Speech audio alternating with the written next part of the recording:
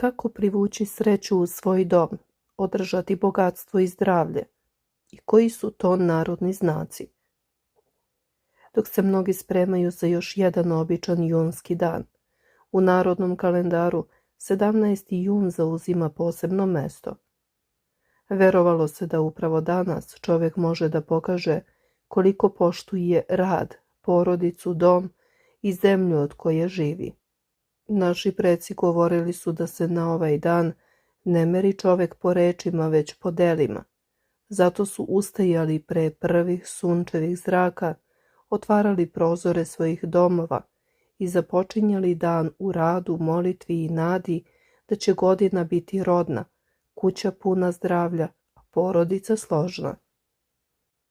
Pre nego što nastavimo dalje, napišite u komentarima odakle nas gledate i da li se u vašem kraju i danas čuva neki običaj vezan za Mitrofanov dan.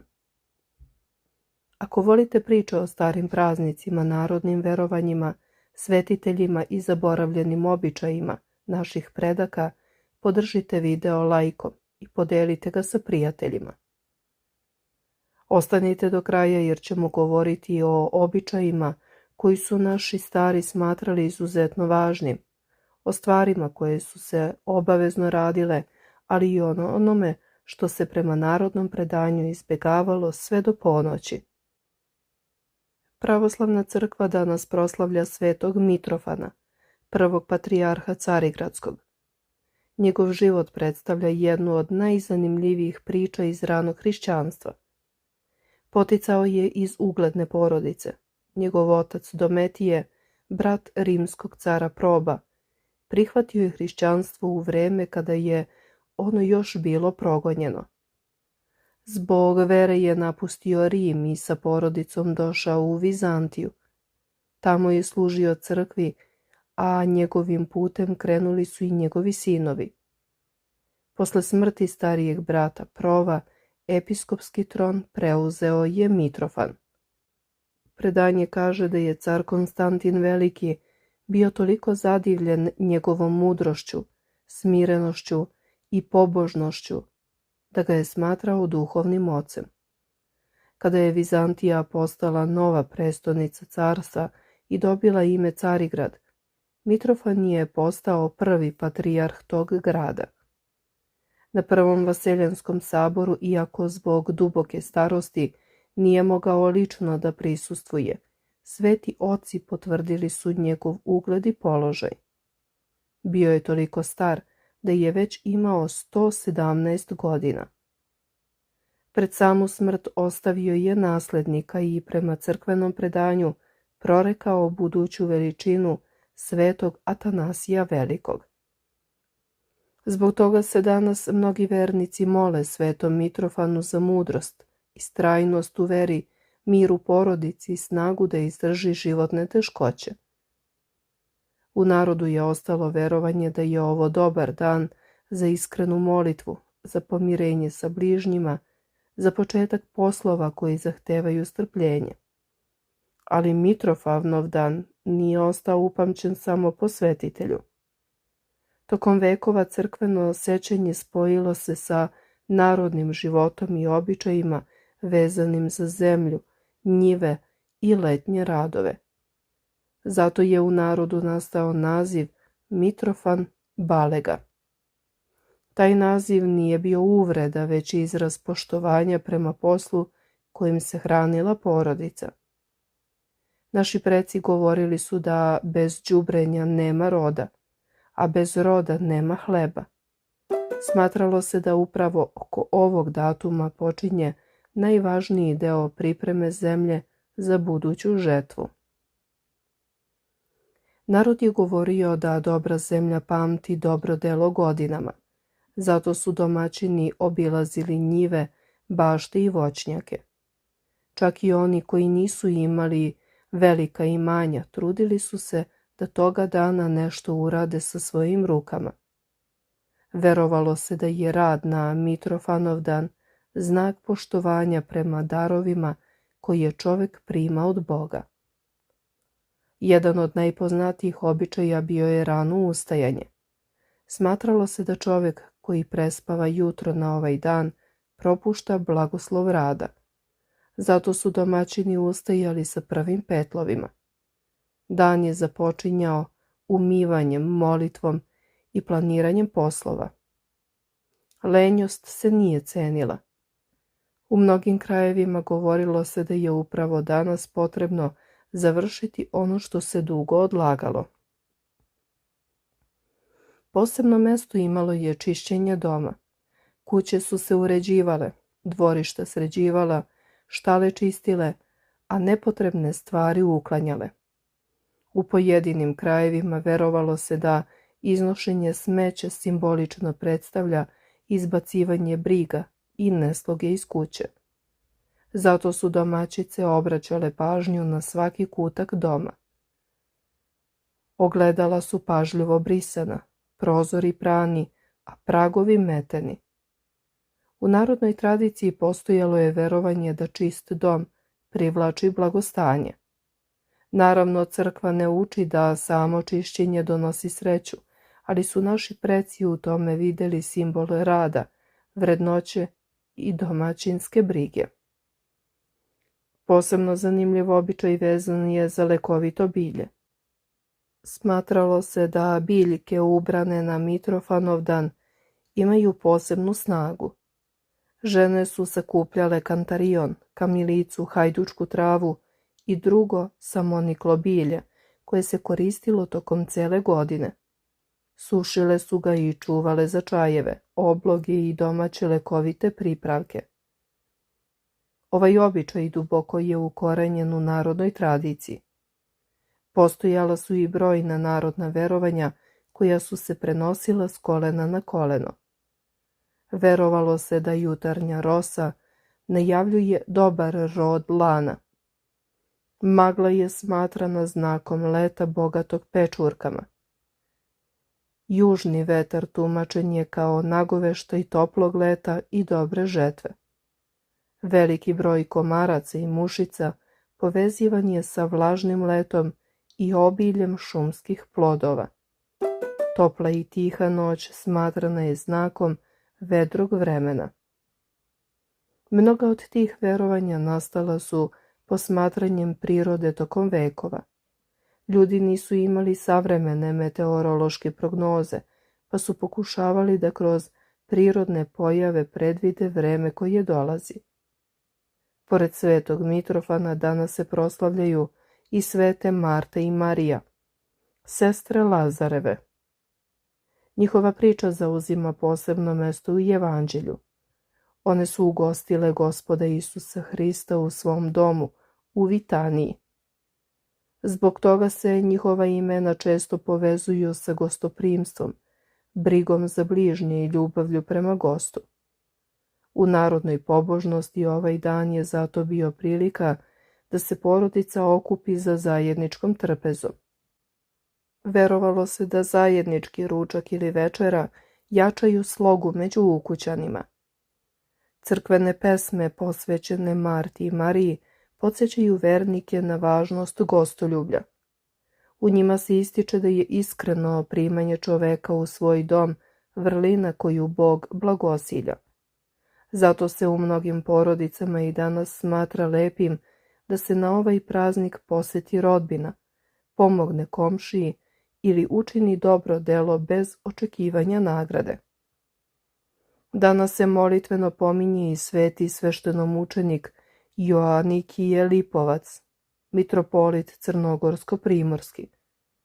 Rođen je 1890. godine u Stolivu u Boki Kotorskoj. Školovao se u Prčnju, Kotoru, Zadru i Beogradu. Bio je profesor, sveštenik, episkop i na kraju mitropolit. Njegov život obeležila su teška ratna vremena. Tokom Drugog svjetskog rata upravljao je mitropolijom crnogorsko-primorskom. Na kraju rata pokušao je da zajedno sa svojim sveštenstvom izbegne stradanje, ali nije uspeo. Veći broj sveštenika je ubijen, a i sam mitropolit je stradao 1945. godine. Njegov grob do danas nije pouzdano utvrđen. Zbog stradanja za veru, Srpska pravoslavna crkva ga poštuje kao sveštenog mučenika. Njegova životna priča i danas izaziva pažnju, jer se u njoj prepliću vera, istorija, rat i stradanje. Mnogi vernici u Crnoj Gori, Srbiji i širom regiona mole se svetom Joanikiju za istrajnost, snagu i očuvanje vere u teškim vremenima. Na isti dan pominje se i sveti sveštenomučenik Đorđe Bogić, paroh iz Našica, koji je postradao tokom Drugog svjetskog rata. Njegovo ime ostalo je zapisano među onima koji su stradali zbog svoje vere i službe narodu. Vernici ga danas pominju sa poštovanjem i molitvenim sećanjem. Tako ovaj dan objedinjuje sećanje na mnoge podvižnike, mučenike i ispovednike vere. Kada je reč o narodnim zabranama, važno je naglasiti da one pripadaju narodnom predanju, a ne zvaničnom učenju crkve. U mnogim krajevima verovalo se da na Mitrofanov dan ne treba biti lenj, da nije dobro pozajmljivati novac, da se ne treba prepirati sa ukućanima i da nije poželjno odbijati gosta. Postojala su i verovanja vezana za kupanje u rekama, gledanje odraza u vodi ili brojanje novca. Ta verovanja predstavljaju deo narodnog nasleđa koja se vekovima prenose među ljudima. Dogmatsko učenje crkve ipak naglašava nešto drugo. Suština praznika nije u strahu od znakova i tabua, već u molitvi, dobroti, radu, pokajanju, milosrđu i ljubavi prema bližnjima. Sveti Mitrofan nije ostao upamćen po praznoverju, već po mudrosti. Svete Marta i Marija nisu ostale u sećenju zbog narodnih običaja, već zbog ljubavi prema Hristu. Sveti Joanikije nije ostavio primjer straha, već istrajnosti u veri. Upravo zato verni ovaj dan doživljavaju kao priliku da se sete koliko su važni porodica, pošten rad, dobra dela i čista savest. Možda zato Mitrofanov dan i danas privlači pažnju. U njemu su sačuvani tragovi stare seoske mudrosti, uspomene na svetitelje, sećanje na pretke i poruka da nijedan trud nije uzaludan. Dok se dan približava kraju, mnogi će upaliti kandilo, izgovoriti kratku molitvu, okupiti porodicu za stolom i zahvaliti Bogu za ono što imaju. A upravo je zahvalnost prema učenju crkve i iskustvu generacija pre nas najveće bogatstvo koje čovek može da sačuva u svom domu. Ipak u pojedinim krajevima postojali su i manje poznati običaji koji se danas retko pominju.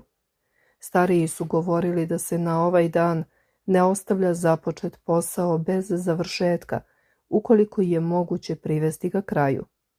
Verovalo se da ono što čovek namerno ostavi nedovršeno na Mitrofanov dan može da ga prati tokom cele godine kao teret i obaveza. Zato su domaćini nastojali da poprave ogradu, zakrpe krov, urede bunar ili završe sitne poslove oko domaćinstva koje su dugo odlagali. U nekim selima postojao je običaj da se toga dana posebna pažnja posveti voćkama.